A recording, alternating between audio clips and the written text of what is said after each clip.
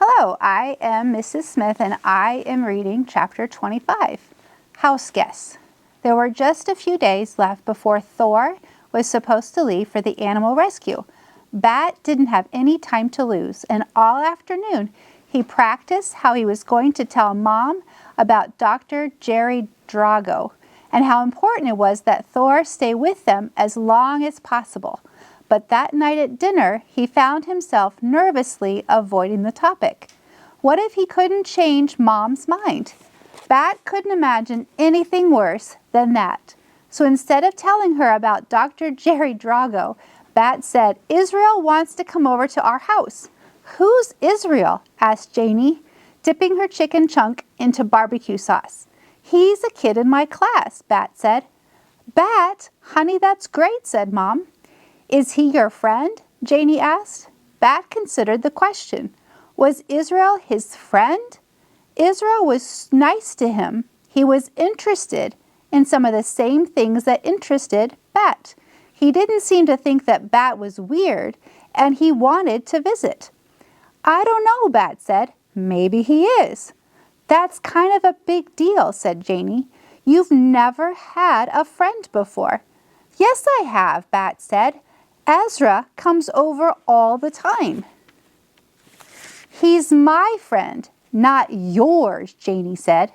"He can be your friend and Bat," said Mom. "I thought you said Ezra is annoying," Janie said. "He is annoying," said Bat, "but so are you, and you are still my friend." "No one is more annoying than you," said Janie, "but I guess you're my friend too." "Neither of you is annoying," said Mom. "And Bat, I think it's great that you want to have a friend over." "Well," said Bat, dipping his chicken chunk in ketchup, "it was Israel's idea, not mine. He wants to meet Thor."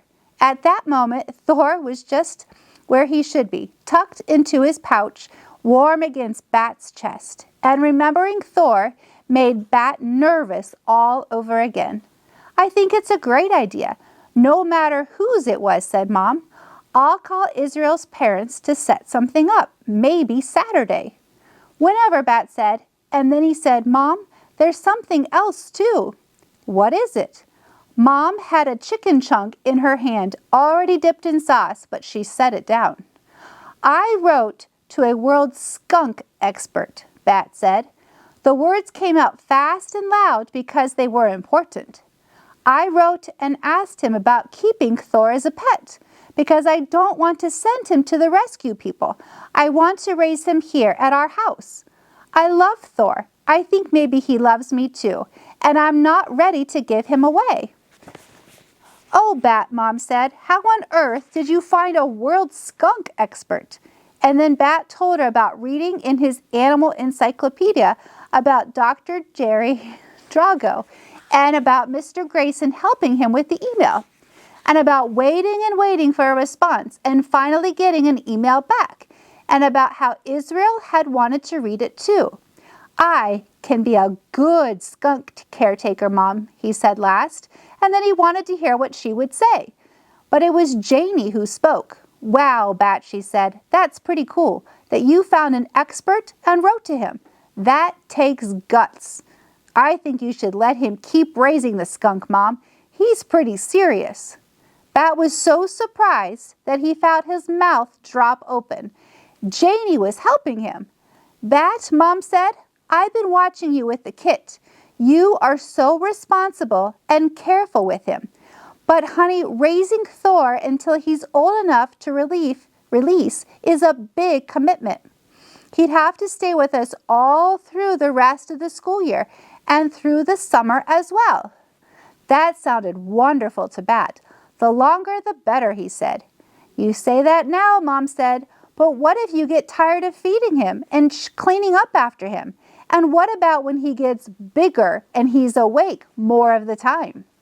"Mom," said Bat, and he did his very best to make his voice sound as serious as he felt, "I will never get tired of Thor. That would be like you getting tired of me and Janie." Mom laughed and she reached over to squeeze Bat's hand. Then she shook her head, which Bat knew was the sign for no. And he felt his eyes stinging with unspilled tears. But she said, Beautiful Bat, you have become an excellent skunk caretaker.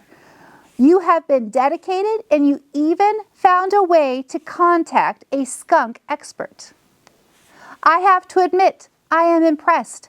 I'll tell you what, I'm thinking that maybe we won't call the Animal Rescue Center next week, and we can try having you take care of Thor with my help until he's old enough to release. How does that sound? How did it sound? It sounded not as good as a promise that he could keep Thor forever, but still impossibly good.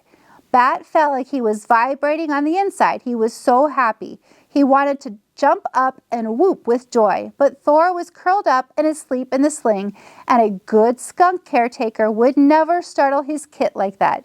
So instead he said, "Thank you, Mom," and "Thank you, Janie. Thank you both." And that's the end of chapter 25.